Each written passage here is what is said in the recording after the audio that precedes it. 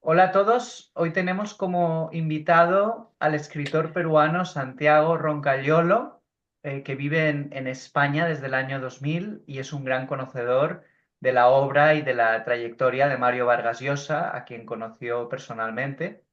Em, el objetivo de esta conversación es hablar sobre la dimensión política de esa trayectoria pública de Vargas Llosa. Santiago, muchas gracias por estar hoy con el Club Tocqueville. Muchas gracias por la invitación. Un placer. Comenzamos, que creo que empecemos hablando de Cuba, porque Vargas Llosa pasó de ser un defensor de la Revolución cubana a convertirse en uno de sus detractores, ¿no? Creo que esto ocurrió en los años 60. ¿Cómo se produjo este proceso de desencanto y en qué medida marcó la evolución ideológica posterior del escritor? Bueno, se produjo sobre todo a raíz del caso Padilla, ¿no? Que de la represión y arresto de un poeta cubano que había sido crítico con el régimen revolucionario y que motivó una carta de ruptura eh, que firman Vargas Llosa y otros intelectuales que hacen firmar a Gabriel García Márquez, que luego dice que él no quería firmar. Uno de los firmantes da por sentado que él firmaría, no lo puede encontrar y da por sentado que firmaría. Y ahí hay, por lo tanto, también un primer momento de ruptura dentro del boom latinoamericano. Y, y básicamente es una ruptura con lo que, digamos, el pensamiento general de casi todos los escritores. Es una ruptura que convierte a Vargas Llosa en un paria en los 70 y alguien eh, que ya no es bien recibido dentro de la izquierda, aunque ya había habido fricciones. Él decía que a raíz del premio Rómulo Gallegos, los partidos peruanos de izquierda fueron a pedirle que donase el premio al partido. Y supongo que esta ruptura, que este momento del caso Padilla ya es la ruptura final de muchas tensiones que han ido acumulándose, ¿no? En los años finales de los 60 y principios de los 70. Ujú. ¿Y cuándo y por qué decidió Vargas Llosa mudarse a España y qué visión tenía de la transición democrática española? ¿Jugó algún papel público como intelectual, como opinador en esos años en España? Yo diría que él se muda en el 90 después de ser candidato a presidente, ¿no? Supongo que ha vivido algunos momentos. Bueno, yo creo que vivió en la época de los 70, hubo algunos años en los que vivió coincidiendo con García Márquez, cuando García Márquez estaba Antes, sí, escribiendo El otoño del patriarca. Los años, no pero sé si los eso años, es sí. antes de la transición. O sea, él vive en Barcelona, Sí, sí, sí, sí. Él vive durante el franquismo, quiero decir. Sí, sí. claro, él vive en Barcelona, digamos, cuando García Márquez tiene un gran éxito con Cien años de soledad. Sí. eh, Carmen Balcells lo trae a Barcelona, la gente literaria Carmen Balcells lo trae a Barcelona y va donde Vargas Llosa, que en ese momento vive en Londres, y le ofrece el mismo sueldo que él tenía como profesor, que es lo que era, un profesor universitario, a cambio de que se dedique a escribir. Y lo trae a Barcelona para que se dedique a escribir, y ahí se juntan García Márquez y Mario Vargas Llosa, que son dos rockstars de la Gauche Divine de finales de los 60, son vecinos, viven cerca uno de otro. Eh, Mario de Vargas Llosa de ahí se muda a Lima y poco después se da le da el famoso puñetazo a Gabriel García Márquez, ¿no? En un cine de México. Eh, pero yo creo que ya en los años de los primeros años de la transición, él está viviendo sobre todo en Londres, que es donde él vuelve al Reino Unido, donde encuentra, digamos, ya convertido en un paria político, empieza a dejarse seducir por Margaret Thatcher y por la contrarrevolución liberal de los años 80 en el Reino Unido, ¿no? Y empieza a convertirse, bueno, si antes había sido un apasionado socialista, ahora es un apasionado antisocialista, lo que nunca ha hecho es nada con indiferencia, y, y esto conduce a la candidatura a la presidencia del Perú en 1990, en la que él aglutina a todas las fuerzas de la derecha peruana, ¿no? Vamos a Eh, hablar, vamos a hablar de eso, porque antes de su campaña política, él ya encabeza como un movimiento cívico en contra de las políticas estatistas del primer Alan García. Es decir, primero él viene a defender la libertad económica, ¿no? Y sí, después se presentan las elecciones presidenciales célebres que pierde frente a Alberto Fujimori, quien paradójicamente acaba aplicando algunas de las medidas económicas del programa de Vargas Llosa después de ganar, ¿no? Yo quería preguntarte qué legado queda hoy en el Perú de aquella batalla ideológica y también, ya que hablamos de un escritor, cómo fue recibido entonces El pez en el agua y cómo se leó, y que es el gran testamento político y autobiográfico de Vargas Llosa. bueno, en el Perú el libro, me acuerdo de la recepción de ese libro, y fue recibido como un libro casi de chismes internos, ¿no? Porque para el resto del mundo era una radiografía de una campaña política, pero toda la gente que mencionaba el Perú tenía ojos y cara y carne y hueso. Y entonces todos salían en la televisión a responder a las cosas que les había dicho Mario Vargas Llosa. Alguno que después sería candidato a presidente, Hernando de Soto, lo llamó hijo de puta y hubo todo un debate en la televisión peruana sobre si hijo de puta era una palabra correcta del español o no era una palabra correcta del español.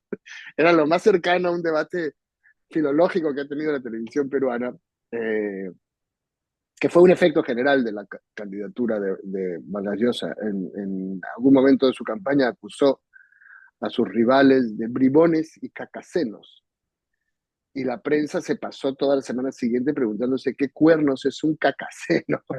Bueno, de hecho es un adjetivo que ella usa en la tía Julia para el alcalde que los casa, dice un alcalde cacaseno. Yo recuerdo que tuve que Sí, buscar la palabra también en el tiene un diccionario. origen literario, es un personaje, si mal no recuerdo, muy tonto de alguna novela italiana, creo. Pero es un insulto como demasiado florido para una campaña política. Y quizá por eso pierde, quizá porque no conecta con todo un país que lo ve eh, aristocrático, europeizado, inaccesible, y Muy, vota muy por un élite, ¿no? candidato muy de Muy élite y élite, vota sí. por un candidato como Fujimori que habla mucho peor, como habla todo el mundo, mucho peor, y que no es blanco. Es la primera vez que por las elecciones entra alguien que no sea blanco. Tradicionalmente había un dicho muy cruel, pero muy cierto en América Latina, que decía, los blancos entran al poder por elecciones, los que no entran por el golpe de Estado, ¿no? Y que alude a las élites blancas que gobiernan respaldadas por los militares, pero que no forman parte de esos militares y solo recurren a ellos cuando necesitan un golpe. Fujimori inaugura en muchas cosas algo que luego abre una puerta en muchos sentidos por la que luego pasarán Chávez, Evo, aunque no tengan las mismas ideas, es un tipo de dirigente diferente y Vargas Llosa encarna en cierto modo el final del viejo régimen, ¿no? De un viejo régimen del personaje prestigioso y del político prestigioso y educado que se ve como a sí mismo como un guía para una Grey y no como parte de ella. Él siempre era muy honesto en la campaña y no sé si a lo mejor también dio cierto miedo las verdades que decía o las ideas que tenía en cuanto a una transición más liberal en lo económico, que la gente se asustara a lo mejor de... Bueno, muchos años después vi la película, la biopic de Margaret Thatcher que hizo Meryl Streep La dama de hierro, ¿no? y me parece que así se llamaba y me sorprendió que muchas de las frases que yo recordaba de Mario Vargas Llosa durante la campaña del 90 eran de Margaret Thatcher directamente. La metáfora de la inyección para salvar al enfermo en vez de darle cucharitas de medicinitas era lo que ella Era la explicación que ella daba de su ajuste económico y Mario Vargas Llosa anunciaba ese ajuste económico. Quizás eh, yo tengo la impresión de que ella lo describió así después de hacerlo. No hacía falta anunciar que lo ibas a hacer con tanto entusiasmo. Pero, sin duda, él mismo pintó una... además, yo creo que él mismo usó la palabra shock económico, lo cual generó una idea apocalíptica de lo que venía a ser la derecha. Pero no fue solo eso, realmente estaba rodeado, yo recuerdo esa campaña, estaba rodeado de la máxima élite económica de un país, una máxima élite que además dedicó millones a campañas publicitarias, que no se pudo coordinar, es decir, que en algún momento la misma campaña, los mismos jefes de campaña dijeron, no podemos hacer semejante derroche de dinero y semejante despliegue, pero los que ya habían hecho la inversión podían pararla. Los que estaban empezando a hacer la inversión dijeron, nosotros recién empezamos a hacer la inversión publicitaria. Hubo un momento en que prácticamente encendías la televisión y había publicidad del Frente Democrático. Eh, y en general creo que yo recuerdo que esa campaña proyectó la imagen de eh, de que los ricos venían a hacerse con el país de una manera suicida para el Frente Democrático. Y Ujú, perdieron. ujú. Em, Puede que también influyera el factor religioso, en el sentido de que Vargas Llosa siempre se definió como agnóstico, mientras que a Fujimori en la campaña le gustaba que le filmaran yendo a misa, etcétera. Se presentaba como una persona muy católica, muy devota. No sé si eso pudo influir también de alguna manera. El agnosticismo de Vargas Llosa en un país. Podría ser, pero no creo que tanto porque a la gente le importase tener un presidente que fuese a misa, Ujú, sino como parte de su distanciamiento de un peruano común y corriente, que va a misa. Y entre las cosas rarísimas que hacía este señor para el electorado, usaba palabras que nadie entendía, explicaba su agnosticismo, otra palabra que la mitad del país le costaba mucho entender, eh, y en general tenía un nivel de discurso, era bastante quijotesca esta campaña, en muchas cosas, ¿no? Yo recuerdo una imagen de él eh, en que anunciaba en un pequeño pueblo muy pobre que el liberalismo les permitiría reactivar la economía y no depender del Estado burocrático e ineficiente, sino activar sus propias fuerzas empresariales y su talento y creatividad individual. Y se le acercó una señora y le dijo, papacito, no tenemos agua. Y esto es una gran señal de lo que estaba ocurriendo con la comunicación de esta campaña en general.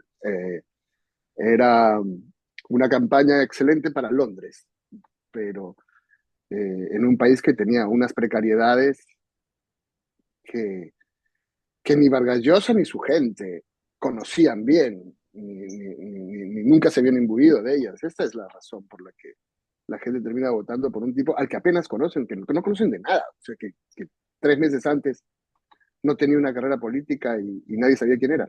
Fujimori, quieres decir. Sí. Sí. Creo, ya que hemos hablado tanto de Londres y Thatcher, si no recuerdo mal, de las memorias de Vargas Llosa o de la propia Thatcher, se llegaron a conocer, yo diría, en Londres. Creo que Thatcher lo llegó a Entiendo que le manda recibir. un ramo de rosas.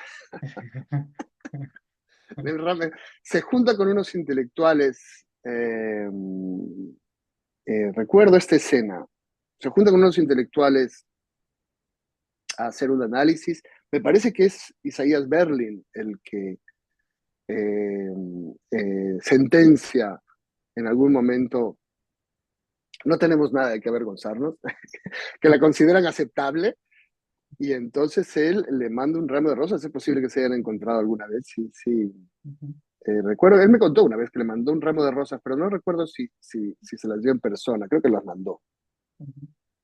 En el obituario de Vargas Llosa que publicaste en La Vanguardia, hablabas también de la extraordinaria presencia pública del escritor en España. Lo cierto es que su influencia como intelectual era tremenda, porque después de perder esas elecciones en los 90, él siempre se decantaba por algún candidato en Perú, en las posteriores elecciones peruanas, y siempre ganaba el candidato al que daba el apoyo público Vargas Llosa, al menos hasta el año 21, cuando perdió Keiko Fujimori frente a Pedro Hasta que Castillo. él empezó a darle apoyo a todos los que perdían. Sí, Perdón, y en España también comentas que podía en un mismo día salir en una portada del Mundo, dar una entrevista en El País y en el ABC también aparecer con motivo de otra noticia. Es una cosa realmente descomunal la presencia e influencia pública de Vargas Llosa, ambos lados del Atlántico. yo creo que esto también tiene que ver con la campaña electoral.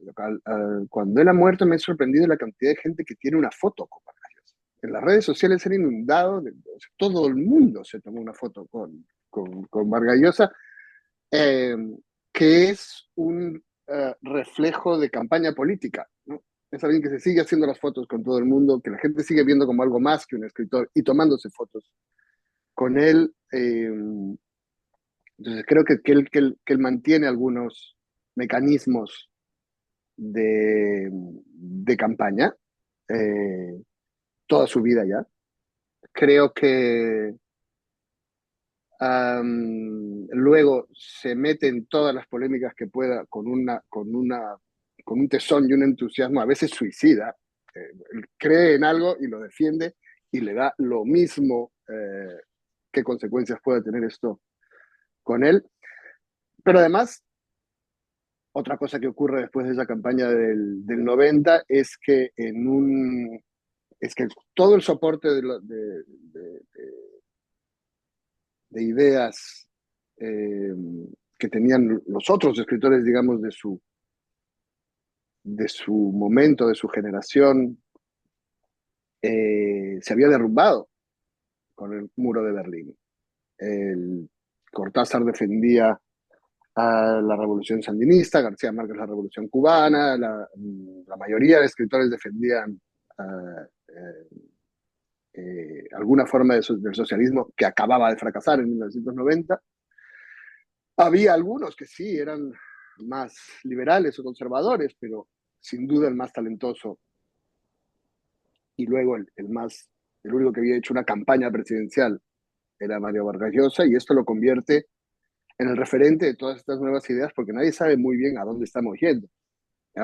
Se sabe que se ha derrumbado el comunismo y que por lo tanto todo se liberaliza y bueno, van reemplazándose todas las dictaduras por democracias liberales con libre mercado, pero nadie sabe muy bien qué es eso ni a dónde vamos. Y ahí sí que en ese nivel, en el de escribir en la prensa, en el de dar conferencias, en el de opinar, Vargas Llosa se vuelve el referente, el más capaz para comunicar por lo menos la teoría de lo que va a ocurrir y de hacia dónde vamos y de qué se trata todo esto, ¿no? Y eso le da una dimensión muy grande, muy importante, muy difícil de comparar a la de cualquier otro escritor. Eso y que luego se mete a todos a todos los arados posibles. A mí me impresionó eh, como cuando muere la diversidad de titulares que había después de su muerte, ¿no? Había la prensa más de izquierda diciendo que no estamos de acuerdo con él, pero era un buen novelista. La prensa más general diciendo qué bien, qué buena vida y el Nobel. Estaba la prensa más nacionalista catalana diciendo que se ha muerto un señor que vivió en Cataluña y luego habló mal de Cataluña. Y luego estaba la prensa del corazón, cuyo titular era maravilloso. Decía, adiós a Mario, el último amor de Isabel. te, te, te quedas impactado de la cantidad de personajes que era este personaje. O sea, para distintas partes del mundo, él era una persona diferente y es como si hubiese vivido muchas vidas, ¿no? Muchas más vidas de las que yo voy a vivir y tú vas a vivir la mayor parte de la gente, Martín. Sí.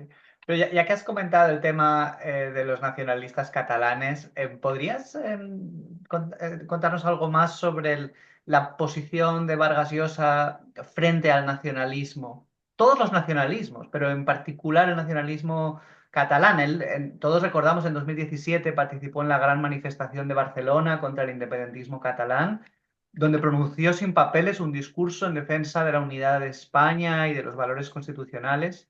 ¿Y crees que su rechazo del nacionalismo catalán era fruto de su evolución ideológica o que también influyó en algo su biografía, su vínculo con Barcelona, el papel que tuvo Barcelona para el boom? Bueno, él recordaba una Barcelona, claro, abierta y cosmopolita. Él había defendido el catalán, de hecho, en esos años franquistas, Y la literatura medieval catalana tiene un y ensayo él sobre había el hecho su tirano blanco. tesis sobre Tirán lo Blanc. Y, y él, en los años en que había estado aquí al final del franquismo, Cataluña era mucho más libre que Madrid, porque estaba más lejos del poder y más cerca de Francia. Más lejos de Franco y más cerca de Francia. Y esto creaba una atmósfera de tolerancia, de apertura intelectual que no tenía el resto de España. Eso operó. En general, toda su trayectoria, eh, él se opone a los... Su libro sobre, su último libro sobre liberales se llama La llamada de la tribu. Creo que él se opone a los tribalismos, a los populismos, los comunismos, los nacionalismos, todo lo que sea eh, tribalizar a una sociedad en contra de los derechos individuales que consagra el liberalismo y que él defiende. Lo que pasa es que ya en ese momento también, en el momento de ese discurso, eh, también la derecha está cambiando. Y también la derecha se está volviendo algo mucho más tribal que el liberalismo que él ha defendido. Es un momento muy curioso cuando él da este discurso antinacionalista catalán, que está rodeado de banderas de España, lo cual es nacionalista. Hay un momento, y en sus últimos años yo creo que él asiste intenta acomodarse a una derecha que tampoco, que cada día es menos liberal. O sea, la derecha que ahora gobierna en Estados Unidos ha puesto aranceles. Era lo que decía la izquierda hace 5 minutos, ¿no? Ha habido un reacomodo del liberalismo a lo largo de sus últimos años que, que, que yo creo que ha ido luchando por encajar. Eh, y ya yo diría que el primer momento es este discurso antinacionalista, pero que es la defensa de una nación también, ¿no? Sí, lo que pasa es que no, por ejemplo, a Trump, Vargas Llosa no le gustaba especialmente, ¿no? Es decir, él también criticaba a líderes populistas de derecha, si era el caso. Al final, yo tuve una columna respondiendo a Anne Applebaum que anunciaba, bueno, que denuncia la deriva, justamente esta deriva nacionalista y populista de lo que había sido, de una parte de lo que había sido la derecha liberal. Eh, y Vargas Llosa considera menos grave a Trump, tiene defensas de Bolsonaro, de Milei, y recibe medallas de Dina Boluarte, la presidenta del Perú, después de que Dina Boluarte mataba a decenas de personas. Un poco lo que en la última conversación que tuvimos venía a decir, y también en esta columna, es que eh, estos, o sea, íbamos a ir de todas maneras a un populismo y puestos a escoger un populismo, este era menos grave.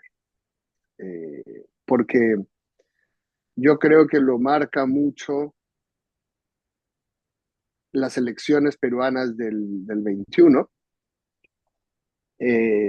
Bueno, de hecho, el sistema democrático español que conduce al independentismo y luego las elecciones peruanas en las que llega a la segunda vuelta un partido castrista y el partido de Fujimori, y que son como sus bestias negras.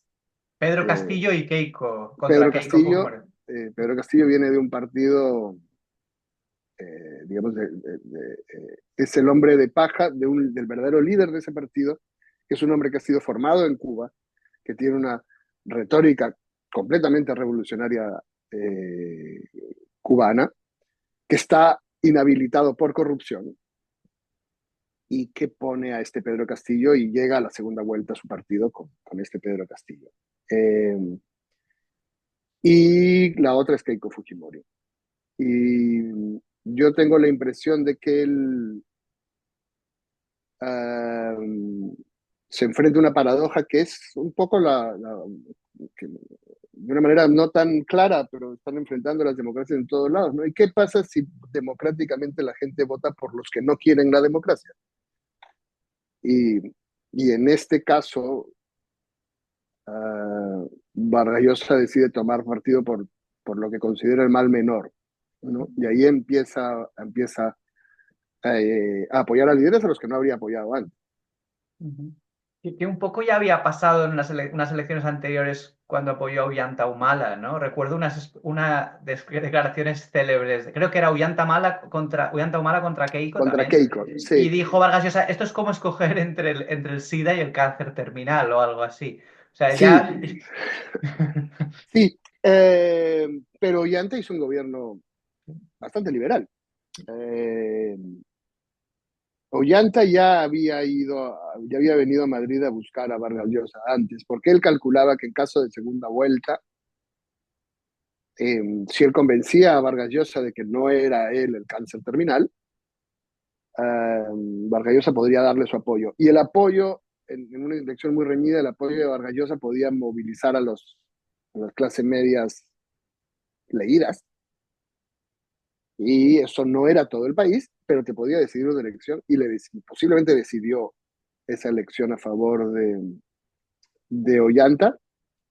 También hubo gente muy cercana a Vargas Llosa en ese gobierno, como garantes de sus ideas. Eh, y entonces no es lo mismo, porque en efecto, Ollanta Humala hace un gobierno impecablemente democrático e incluso relativamente liberal, cosa que es la razón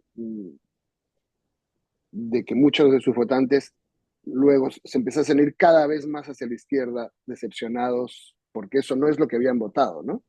Y que acabasen votando años después por, por un Pedro Castillo que ya estaba muy lejos de este ideario, ¿no? Que ni siquiera hizo el intento de congraciarse que sí había hecho Ollanta.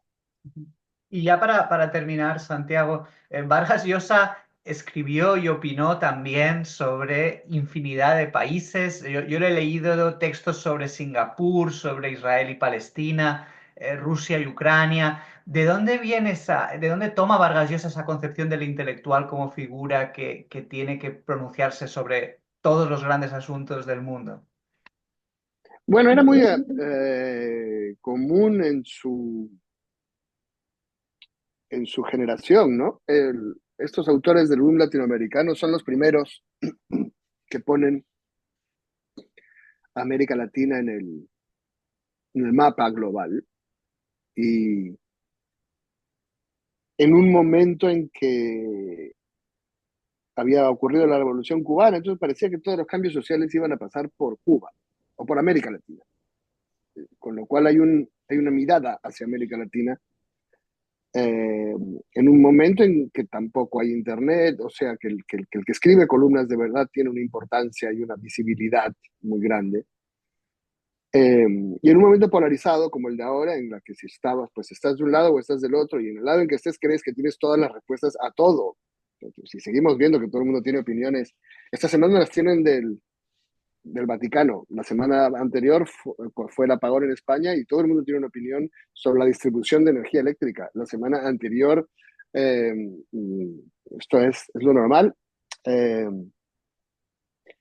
en un entorno polarizado hay menos matices y hay sistemas de, de ideas. Lo que pasa es que él, pues, además, lee y viaja y se informa.